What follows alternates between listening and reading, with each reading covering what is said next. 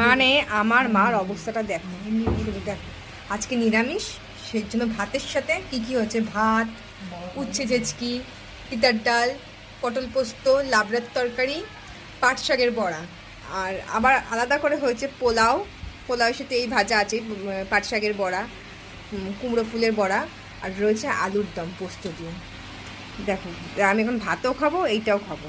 আর এই যে এখানে লাড্ডুও খেতে বসে গেছে, ও তো আছেই আমাদের ঘরে, বুঝছো? মা তাকাও একটুখানি। চলো এখন জমিয়ে খাই।